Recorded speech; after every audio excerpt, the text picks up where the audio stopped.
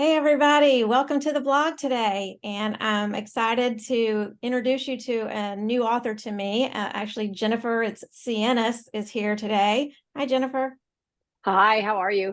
Good. It's good to have you. And this is my first time meeting Jennifer. So I'm excited to chat with you today and get to know a little bit about you and your writing and your book. So let's go ahead and jump right in and turn it over to you and let you share about yourself. Introduce yourself. Tell us about your family, whatever you might want us to know. Okay, Dina, thank you for having me on your podcast. It's a pleasure to be able to do this. I live with my husband about an hour south of Nashville. I have two grown kids, um, Nikki and Christopher. My daughter Nikki was actually an inspiration for one of my books in my first series, Illusions, and so she's been a kind of a little miracle girl. Mm, And my son Christopher, they both live near us, close enough to visit with us, which is nice. very nice. Um, my husband is a retired chiropractor, and we moved to Tennessee about 5 years ago, and just love living here. Love the South. Yes, I So, do. I actually grew up in Northwest Georgia, right near Chattanooga. oh yeah. So I'm a Southern girl myself. So. And where are you now, Dina? Virginia, Southeast Okay. Virginia, near Virginia Beach and the Outer Banks, kind of in between those two. Okay. Yeah, it's a So beautiful area of the country. yes, it's nice here too. So let's talk a little bit about your writing. Tell Okay. us what about your genre. What genre do you write and why that particular genre? Right now, I'm writing Southern fiction. My first series was women's fiction set in Northern California. This series is Southern fiction. It's the Bedford County series, which takes place in Bedford County, Tennessee, which is Okay. a neighboring county. I just like the name of it and the area. So there's some romance, a little bit of women's fiction, but mostly romance. And I just released book 2, which is Shadow Dancing. Book 3 comes out next April. It's called Mayhem and Moonlight, and I have 2 novellas every year along with those. So I actually have all the books finished for the series except for my Christmas novella for next year. And then I'll be done with that series. Wow, that's amazing. Good for you. Thank you. So maybe for some of those who are watching that might not understand, what makes something Southern fiction as opposed to just women's fiction or just romance? What clarify that? Sorry if I can get the I'll words out. do that. Southern fiction is fairly new genre. In fact, I was at the Blue Ridge Writers Conference just last month, and somebody asked Steve Lobby about different, who Steve Lobby is, an agent. Yes. Hmm. The agency asked him about Southern fiction. He said, well, Southern fiction is not considered a genre yet, but it is coming, and it's going to come up fast, and it's going to come up big. So that kind of excited me because I hadn't heard that before. Southern fiction takes place in the South primarily. That's where it's coming from. There's a whole different feel to Southern fiction than say somewhere else because it's taking in the culture, it takes in the idioms of the South, the way they talk. All those things are part of it. So it almost becomes one of the characters. Your setting becomes like a character in the book. So Hmm. that's what primarily what Southern fiction is. It just has a different feel to it. It's a little bit slower, Hmm. with the pacing is a little slower. Okay. And I like to bring in a lot of the things that delight me about living in the South, like the summer storms that we never got in Northern California, these crazy thunder, lightning, pouring Yes. rain, and warm at the same time. Yes. Um, the different bugs, I mean, that sounds weird, but the cicadas and the katydids, and you have the fireflies, and you have, it's just a different feel. Magnolia trees with leaves as big as your head, and those huge blooms that are like this, sweet smelling, and it all Hmm. just reeks of the South. And so when Yes. we moved here, I fell in love, and I thought, I can't write anything else. It has to Mhm. have that Southern flavor to it for me to write Yeah. again. You're making me homesick, Jennifer. I know, sorry. It is though. Isn't it just there's just some, if you've never been to the South, and on top of that, Southern hospitality is a real thing. It Yes, it really is. is. And you come in here, and I teach Sunday school to the little ones, the 4 and 5 and 6 year olds. That's my class of Sunday school students. And it's Miss Jennifer this, and it's Miss Jennifer that, Mhm. and it's no ma'am, yes ma'am. Oh my goodness. It just, melts the heart to hear these little kids speak that way. There's a respect, there's a genteelness about being in the South that I just love. Yeah, so I'm not published yet, but the series I'm working on is set in Chattanooga, and Uh, there are also some scenes in Nashville. There's a mention of Atlanta and that whole southern area. So maybe by the time I get published, I'll be in that southern fiction genre. maybe, and then I'll put you on my podcast. Oh, okay, sounds You can good. come hang out with me for a little while. Yeah. So is your podcast geared to southern fiction or just No, okay? it's fiction, Okay. mostly contemporary fiction, but I'm broadening that because I just feel like writers just need somewhere to shine.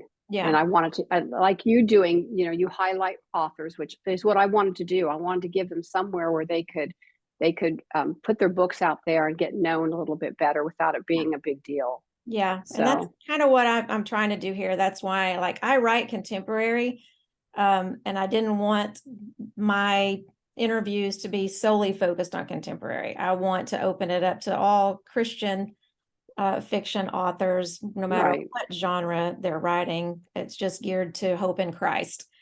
And speaking of that, that's my next question: is how do you incorporate that hope and Christ into your writing and the stories that you put out there? Well, I really feel like a Christian story is not a Christian story without a strong Christian worldview theme. Somebody in there has to be pretty strong. And Hmm. generally, by the end of the book, for me to have a happy ending, they have to have accepted Christ. That just, to me, it's not a happy ending if that doesn't happen. And sometimes my main characters are strong Christians, and then they come alongside somebody else, or sometimes they're struggling, like in Shadow Dancing, for instance. My character Rebecca Casey, grew up in the Christian church. Her mom and daddy raised her in the Christian church. She had a faith, and then stuff happened, and she's married to Mitch, and Mitch doesn't have any faith, but he respected Becca's faith. And then he sees everything fall apart for her. And it takes him on his own quest and her on her, trying to find her way back to where she needs to be to deal with the heaviness that's happening in their lives. Hmm. So I just think it's important. And for me, it's like my tagline is where crisis and Christ collide. I That's love what I that. write. They collide. Every story has a crisis and has Christ in there Mm, colliding with them to redeem whatever they're going through. yeah, that's a great tagline. I love that. So, Thank you. talking about your book, and I'm learning as well as a writer that, our characters go on this journey in the stories and they have a spiritual arc, where they're learning as the story progresses. But I'm finding as a writer that many times God is doing that in us as well Mhm. as the author, Absolutely. as we're writing the story and he's giving us what's coming next or whatever. He has a lesson for us. Do you feel like that God taught you something as you were writing Shadow Dancing?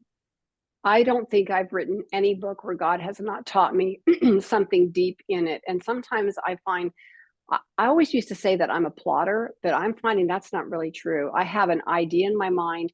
I know where the structure needs to be so that I hit those points, but then I kind of loosely plot it, and God always comes in and adds a layer of depth that I was not expecting. I'm just as surprised as the readers are. I truly am. It's like a character will come along that I had not intended to be in the book, and all of a sudden they become the main focus of Hmm. some of those spiritual lessons. They Hmm. end up bringing those in, and I just love how that happens because I know I'm not writing that book. Yeah. I say I'm the typist. When I pray to the Lord before I write, I'm the typist. I'm here.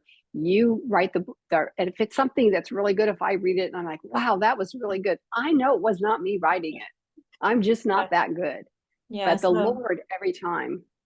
you're just transcribing That's what right. I'm you're transcribing the saying. story that He puts on my heart. And Shadow Dancing was it was really about the sovereignty of God, and how, like, I went through a really, really hard season. We all go through seasons, and I've had a few of them, but I went through a series of really hard things before I started writing. I was teaching middle school, which I loved, but my heart had always been wanting, God had always put on my heart since I was probably 12 that I would be a writer. But everything, life gets in the way. You get married, you have kids, you have, bills to pay, you have things happening, and that dream gets put on the back burner. And I just felt God kept trying to pull me toward him, and I kept getting busy and trying to control my life. And so there was a series, and we didn't talk about this, Dina, so I hope it's okay if I share this. But we had a series of things happen. My mom got leukemia, and she was like my she was my cheerleader. She was my hero. I just adored my mom. She got leukemia, and she was dealing with that. Then my daughter was in a car accident. She had just turned 18. She had traumatic brain injury. She was in a coma. It took months of rehabilitation just so she could learn to talk and walk. She had to learn everything, like a newborn all over again, how to speak, how to recognize things, like I would sit in rehab with her where they have, remember those Tupperware shape-a-ball things where you put the little shape in there? I don't know if you remember those. Yes, Growing up, I we used to do. have those. Well, Little they would give ball. her one of those. Yeah. And you put the shape, it was colorful. And she would just try to cram that shape in there and she couldn't even figure that out. She couldn't talk. It was weeks. It was really hard. And then she got out of rehab, inpatient rehab, and it was 8 months of twice weekly outpatient rehab where we drove an hour and a half each way for her to get speech therapy to learn how to remember. It was just hard. It was hard. And then that was at Christmas time that happened. And then the following Christmas, my husband of 22 years walked out and said, I'm done. I want my own life. And Jennifer. so, yeah, it was just one of those, like, it was a heartbreak season. And it was hard. And I'm so then so my sorry. mom, you know what? God redeems it all. I'm telling you, from this side of it, I'm the most blessed woman in the entire world. I really am. God redeems everything. If we can just stay strong and we can just pull into him and we can draw closer to him, I guarantee you he is going to use it and he's going to redeem it every single time. We just have to believe that. And so we went through this hard thing, and my mom died on top of all that. My mom died, and I was still teaching. And then I started dating my current husband, who was my chiropractor. He hates it when I say that because I was a patient. He's like, but we knew each other for a few years before we started dating and started going out. And then he had some health things that came up, but it's just like all the stuff happens. We ended up getting married, and he asked me, if you could do anything besides teach, what would it be? And I said, I would write. And he said, that's what you should be doing. And he encouraged me to quit teaching and to start writing. And he's my number one. Before I was ever published, sent me to every conference, paid for everything I needed, paid for a website, all in. I would not be a writer today had all that other stuff happened. I would still be slogging along as a teacher, which I loved, but it wouldn't have been my heart. And so God redeemed it all. Now my daughter, she's married and lives close by. She's got a master's in library and information science. She's adorable. And she survived that. And, it just, God will redeem it. Well, and what a testimony now afterwards that you have that God can use. I mean, just even you sharing your story here today has encouraged me. And I'm sure that people watch this, they'll be encouraged, because I can look back too over the last few years, and I won't take time to share it, but lots of heart-wrenching things have happened. And one, my mom passed away almost 2 years ago. She got ovarian cancer, like right when COVID hit, which she was diagnosed. And it's just been a lot of other things and a lot of health issues for me that have come up over the last year. And just to, hear your encouragement that God redeems it all, and he just hang in there and be strong, and he's in it and he has a reason for it. That's encouraging. And I think too, as writers, as authors, he also allows us to use our pain and struggles and those emotions that come with those struggles to pour into our characters and to make them authentic and absolutely real. Well, yeah. the verse I always go back to is 2 Corinthians 1:3-4, and it's the comfort that God's given us that we can give that same comfort to others when they go through things. And before that time, I would write stories, even when I was teaching, and my kids will remind me, Mom, when we were little, you were always writing. always Mhm. writing. We just thought we knew you'd be a writer someday. But I felt like I didn't know anything. They were flat, they were one dimensional, there was no depth. But then you have to go through the emotions in order to really get back in there. And even now today, I'll tell you right now, writing Shadow Dancing, I probably broke down 3 times in tears Mhm. because you have to draw that motion back in and you have to relive it in order to make it authentic in fiction. Mhm. And sometimes that's hard. Now, I know you don't want to give anything away about the book, like no spoilers or anything, but just a very brief description of what the book is about. It's a Okay. romance. Well, Um, it's romance, but they're married. So some people say, well, you can't have romance in a marriage. Well, I beg to differ. I hopefully, certainly, hopefully I you certainly will. hope, hopefully that until the day you die, my Yeah. husband still does romantic things. So it starts out, it's a couple and it's, Becca Casey is living at her mom and daddy's house and she's going through grief. It doesn't tell you what the grief is about, but she's separated from her husband and she blames him for whatever they're going through. And he, on the other hand, just wants to save his marriage. He wants her back. He doesn't know what to do about it because he is not a Christian, but now he's flabbergasted why this young woman that he married for all these years, who claimed Christian faith, would walk away from it the minute things went south. So he gets himself in a little trouble, and God leads him down his own path. And so it's both of them go through um, a spiritual awakening and some depth. And I always love humor. I had somebody, um, 2 people actually say, I thought this would be a heavy read. And when I started reading it, I was afraid that maybe I wasn't in the right place for it. But I love humor. I Mhm. think humor is we need humor. And so Mhm. even at the hardest times, if you can bring some humor into it, and one of the reviews said, how can she make me cry one minute and I'm busting out laughing the next? Mhm. So you being able to relieve some of that tension. So it's about a family, Becca's mom and daddy, and you have a family and she has siblings and just their struggle, but it's filled with hope Mhm. and has a happy ending because all of mine have Yeah. to have some kind of happy ending. I'm not like a Nicholas Sparks. I don't kill off the main characters at the end and make it all like hopeless. I can't stand that. But you know, just as an aside, not to make it a real bummer, but in 2009, my brother, who was a very strong born again Christian, committed suicide. And so one of my books in my first series was actually inspired by that. My daughter, the second book in that series, it's called the Apple Hill series. Illusions was inspired. My daughter's her whole accident. Surrounds a pastor's family. Actually, has nothing to do with my life. But I put my daughter is the character, and the boy in there, Michael, is my son. So I put them in there in a whole different family, but the same dynamics. And then with my brother committing suicide, I did a story about a family surviving, a woman with 3 young kids, and that it does have a lot of romantic elements in it as well. So sometimes I like true life to inspire me, but like with Shadow Dancing, it was inspired by a young couple in our church that I had heard about their past, and I had all this stuff. Okay, I'm going to write this story. I had it all down. God shifted it so much. If that couple were to read that book, they would never, ever recognize it because he takes the inspiration and he does something else with it, Yeah, which is exactly. what I love. Yeah. So you are definitely going on my to be read list.